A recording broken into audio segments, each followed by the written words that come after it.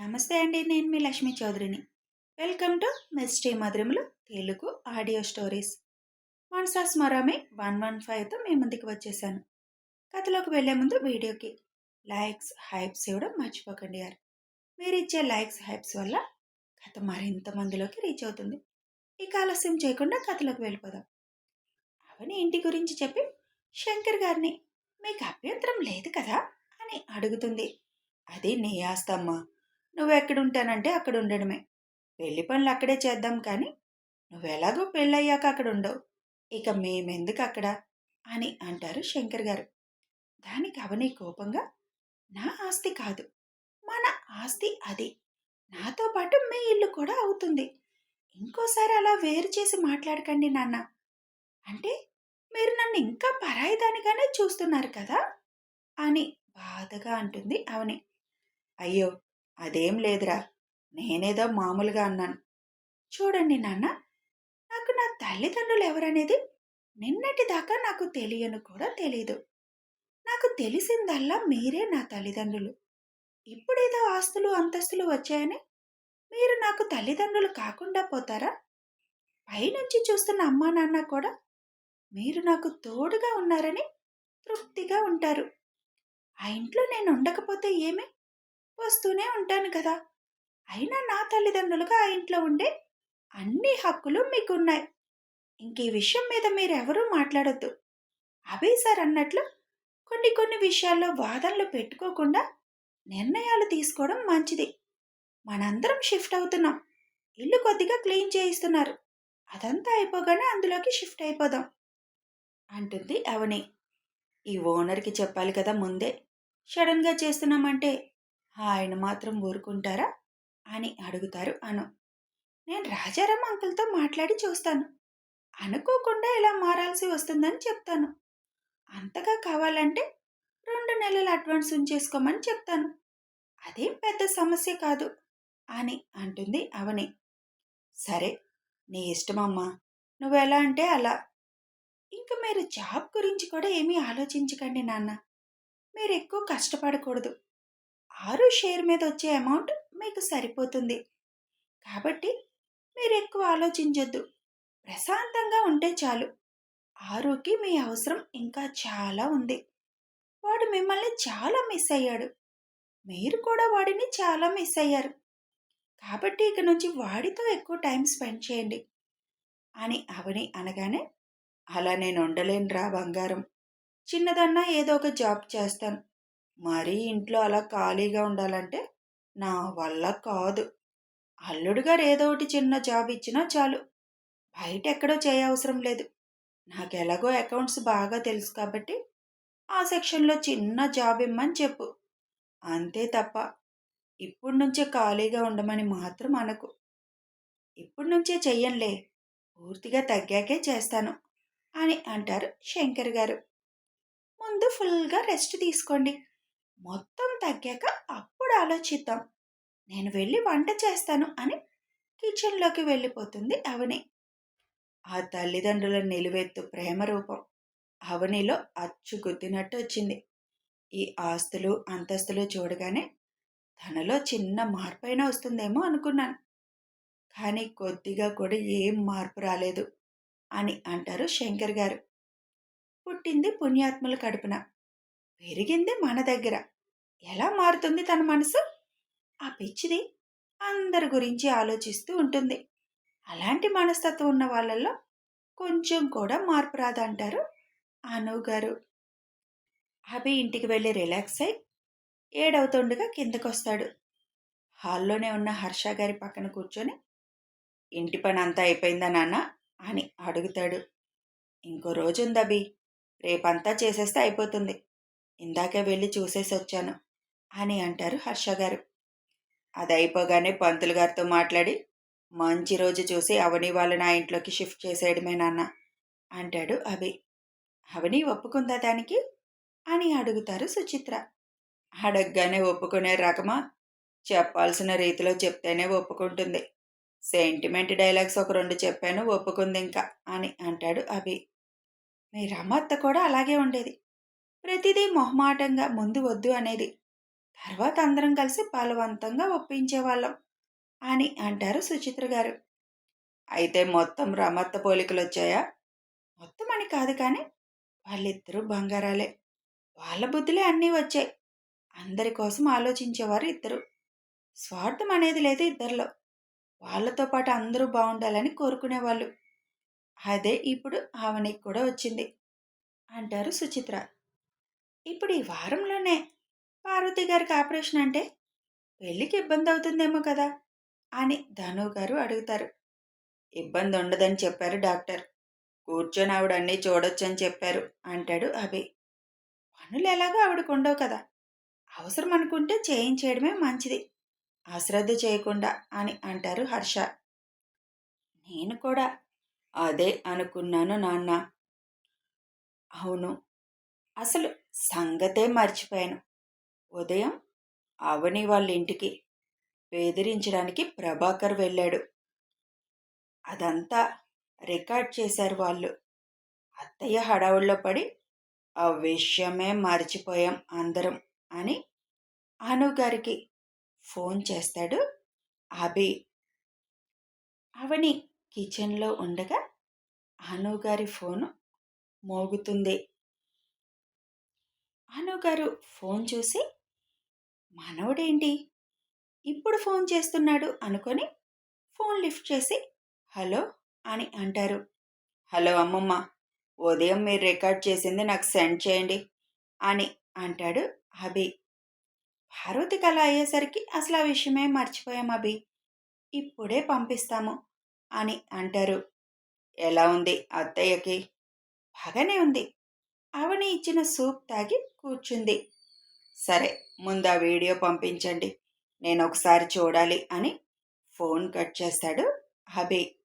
అనుగారు పార్వతి గారు వాళ్ళ రూమ్కి వెళ్ళి ఫోన్ తీసుకొని అవని దగ్గరికి వెళ్ళి ఇందులో ఒక వీడియో ఉంది, పొద్దున్న మేము రికార్డ్ చేసింది, అభి నెంబర్కి పంపించు అని చెబుతారు అనుగారు. ఏం వీడియో నాని అది అని అడుగుతుంది అవని. తర్వాత చెప్తానులే, ముందు పంపించు. సరే అని రికార్డ్ చేసిన వీడియోని అభి నెంబర్కి సెండ్ చేస్తుంది. వంట చేస్తూ ఉండడంతో వంట అవగానే చూస్తాను అని ఫోన్ అనుగారి చేతికి ఇచ్చేస్తుంది. అనుగారు ఫోన్ పట్టుకొని వచ్చి హాల్లో కూర్చుంటారు. ఆవిడ చేతిలో ఫోన్ చూసి మనం మర్చిపోయాం కదా అత్తయ్య, అందుకే అభి ఫోన్ చేసినట్టున్నారు కదా ఇప్పుడు అని అడుగుతారు పార్వతి. ఆ, పంపించమని ఫోన్ చేశాడు. ఏం పంపించమని ఫోన్ చేశాడు అని శంకర్ గారు అడుగుతారు. ఏం లేదు శంకర్, ఒక వీడియో పంపించమని అడిగారు. ఏం వీడియో అది? అప్పుడే వంట కూడా పూర్తవడంతో అవని కూడా అక్కడికి వస్తుంది. అభిరామ్ మేనత్త వాళ్ళు తమ కూతుర్ని అభిరామ్కి ఇచ్చి చేయాలని ఆశపడుతున్నాడంట్లే. ఇప్పుడు అభిరామ్కి అవనితో పెళ్ళి అనగానే ఆ పిల్ల తండ్రి కామ్గా కూర్చోలేక బెదిరించడానికి వస్తాడు. మీరు దేనికి భయపడకుండా గట్టిగా సమాధానం చెప్పండి, అది మొత్తం వీడియో తీసి నాకు సెండ్ చేయండి, దాని ఆధారంగా అతని పని పడతాను అని అన్నారు అభి. కింద ఎలాగో మనకి సెక్యూరిటీ అభి పెట్టారు కాబట్టి మన జోలి ఎవరూ రాలేరు. అతను మాత్రం ఒక్కడే వచ్చి ఉదయం ఏదో బెదిరించి మనల్ని ఈ ఊరు నుంచి పంపించాలని చూశాడు. కానీ నేను గట్టిగా మాట్లాడేసరికి ఇక్కడి నుంచి వెళ్ళిపోయాడు అని చెబుతారు అనుగారు. ఇంత జరుగుతుంటే నాకెందుకు చెప్పలేదని అడుగుతారు శంకర్ గారు కొంచెం సీరియస్గా. ఇదిగో, నువ్వు ఇలాగే ఆవేశపడతావని, అది నీ హెల్త్కి మంచిది కాదని చెప్పలేదు. మరీ అవసరమైతే తప్పదు. అయినా మన వరకు ఏదీ రాకుండానే అభి చూసుకుంటున్నాడు కదా, అసలైతే అతను అవనినే డైరెక్ట్గా బెదిరించాలి. కానీ నీకు హెల్త్ బాగోలేదనుకొని ఆ వంక పెట్టుకొని నిన్ను బెదిరిస్తే నువ్వు ఇంకొంచెం బెదిరిపోతావని ఊపుకుంటూ వచ్చాడు మన ఇంటికి. ఇక్కడ బెదిరిస్తే బెదిరిపోయే రకాలు ఎవరూ లేరని అర్థమై తోక ముడుచుకొని వెళ్ళిపోయాడు. ఇంతకీ ఎవడాడు అని అడుగుతారు శంకర్. ఏది, ఆ వీడియో ఇటు ఇవ్వండి చూద్దాం అని అంటారు. నేను కూడా చూడాలి నాన్న, ఇద్దరం చూద్దామని ఫోన్ తీసుకొని వాళ్ళ నాన్న పక్కన వెళ్ళి కూర్చొని ఫోన్ ఆన్ చేస్తుంది అవని. ఫోన్లో ఉన్న వీడియోని ఓపెన్ చేసి ప్లే అని నొక్కుతుంది. వీడియో స్టార్ట్ అవగానే అది చూస్తున్న శంకర్ ప్రభాకర్ ఇంట్లోకి ఎంటర్ అవడం దగ్గర నుంచి మొత్తం వీడియో చూసి ఇంకొకసారి పెట్టమంటారు ఆ వీడియోని. ఎందుకు నాన్న మళ్ళీ? అందులో చూడటానికి ఏముంది? అతను మనల్ని ఏమీ చేయలేడు. ఆరోగ్య కూడా సెక్యూరిటీ పెట్టారు అభి. వాడు స్కూల్కి వెళ్తున్నప్పుడు వాడిని ఫాలో అవుతారు ఇద్దరు. వాడు స్కూల్ నుంచి వచ్చే వరకు వాళ్ళిద్దరూ అక్కడే ఉంటారు. ఏం జరిగినా అభి గారికి వెంటనే తెలిసిపోతుంది. కాబట్టి మీరేం కంగారు పడకండి అని అంటూ మళ్ళీ వీడియో ఆన్ చేస్తుంది అవని. అవని చేతిలో నుంచి ఫోన్ తీసుకొని ఆ వీడియో తీక్షణంగా చూస్తూ ఉంటారు శంకర్. స్పష్టంగా తెలియడం లేదు ఫోన్లో కావడంతో. ఇతన్ని ఎక్కడో చూసినట్టు బాగా గుర్తుగా ఉందమ్మా. ఫోన్లో నాకు స్పష్టంగా తెలియడం లేదు. కొంచెం క్లారిటీగా లేదు కదా, క్లారిటీగా వస్తుందా అని అడుగుతారు శంకర్. వీళ్ళు పెట్టినప్పుడు సరిగ్గా పెట్టలేదు నాన్న, అందుకే మీకు అలా అనిపిస్తుంది. అయినా పర్లేదు, బాగానే కనిపిస్తుంది కదా అని వాళ్ళ నాన్న వైపు చూసి, స్పెట్స్ పెట్టుకోండి మీరు, స్పెట్స్ పెట్టుకోకుండా చూస్తున్నారా, మీకెలా క్లియర్గా కనిపిస్తుంది మరి అని అడుగుతూ వెళ్ళి స్పెట్స్ తీసుకొచ్చి ఆయనకి ఇస్తుంది. స్పెట్స్ పెట్టుకొని చూస్తున్న ఆయన మొహంలో ఎక్స్ప్రెషన్స్ మారడం అవనితో పాటు అందరూ గమనిస్తారు. అతన్ని ముందు చూడగానే చేతులు షివరవుతాయి శంకర్ గారికి. అది చూసిన అవని, ఏమైంది నాన్న, ఎందుకలా అవుతున్నారు అని అడుగుతుంది. ముందు అతను కాదా అని ఆలోచిస్తూ ఒకటికి 2 సార్లు చూస్తారు శంకర్ ఆ వీడియోని. చూసిన వెంటనే ఆలస్యం చేయకుండా అభికి ఫోన్ చేయండి అమ్మా అంటారు. అప్పటికే ఆయన ఒళ్ళంతా చెమటలు పట్టేసి ఉంటుంది. ఏమైంది నాన్న, అసలు ఆ వీడియో చూసి మీరు భయపడుతున్నారా? అతను చెప్పినట్టు అక్కడ ఏమీ జరగదు. చెప్పాను కదా, అభి సార్ మనకి అందరికీ ఫుల్ సెక్యూరిటీ పెట్టారు. నా జోలి కానీ ఆ రోజులు కానీ వాళ్ళు రాలేరు. వస్తే వాళ్ళని బతకనివ్వరు అభి సార్. ఆ విషయంలో మీరేం టెన్షన్ పడకండి. టెన్షన్ పడితే మీకు మంచిది కాదు అని మంచినీళ్లు అందిస్తుంది అవని. ఆరు హోంవర్క్ చేస్తూ లోపలుంటాడు కాబట్టి ఇదేం తెలీదు తనకి. ముందు అభికి ఫోన్ చేయమ్మా, తర్వాత చెప్తాను మీకు విషయం, తొందరగా చేయండి అని కంగారు పెడుతూ ఉంటారు శంకర్ గారు.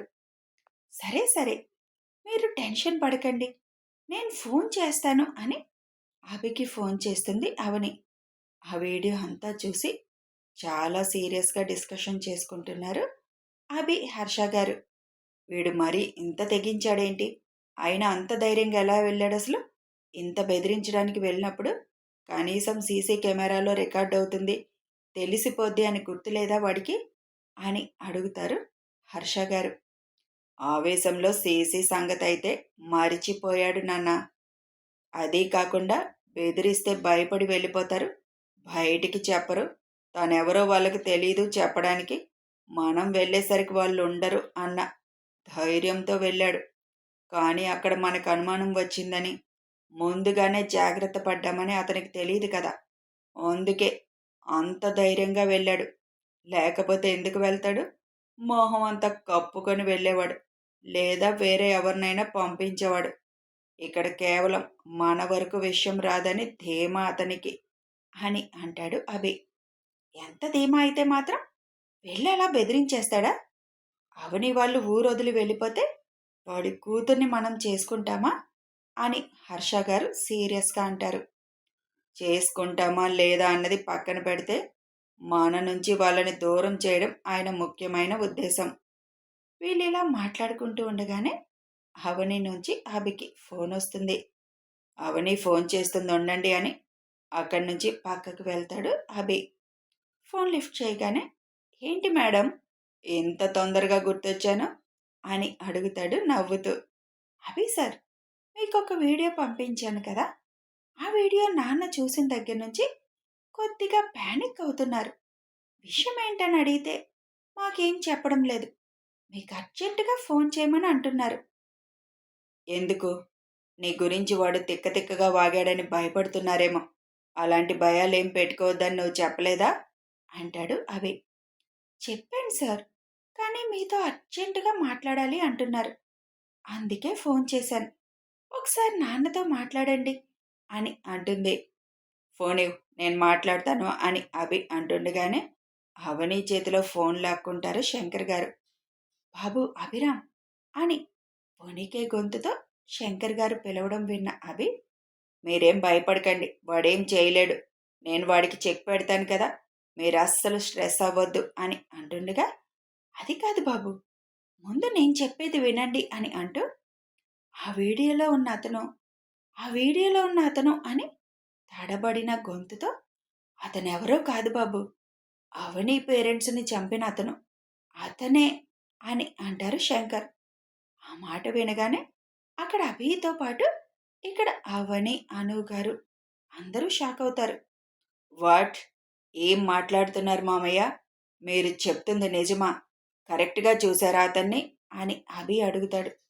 నేను చెప్పాను కదా బాబు, అతన్ని ఎప్పుడు చూసినా గుర్తుపడతానని, అందుకే వీడియో ఒకటికి 2 సార్లు చూశాను, కన్ఫర్మ్ చేసుకున్నాకే మీకు ఫోన్ చేస్తున్నాను. అతనే బాబు, ఇప్పటికీ నాకు అతని వికృతమైన నవ్వు కళ్ళల్లో మెదులుతుంది.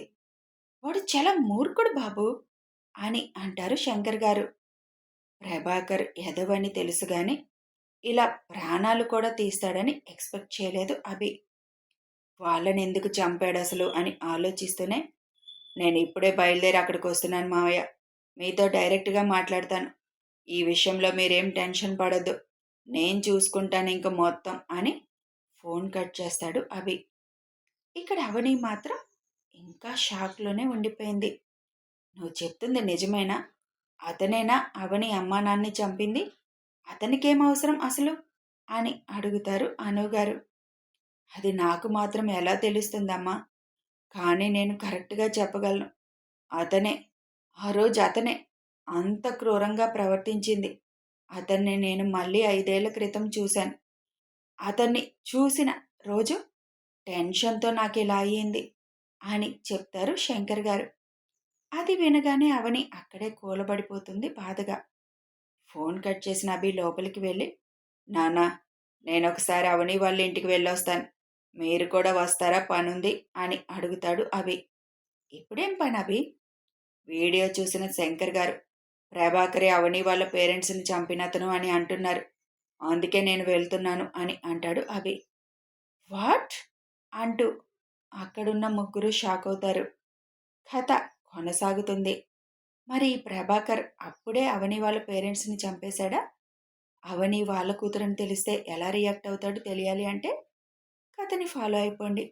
వీడియో నచ్చితే ఒక లైక్ చేయండి, షేర్ చేయండి, కామెంట్స్ రూపంలో మీ అభిప్రాయం తెలపండి. Thanks for watching.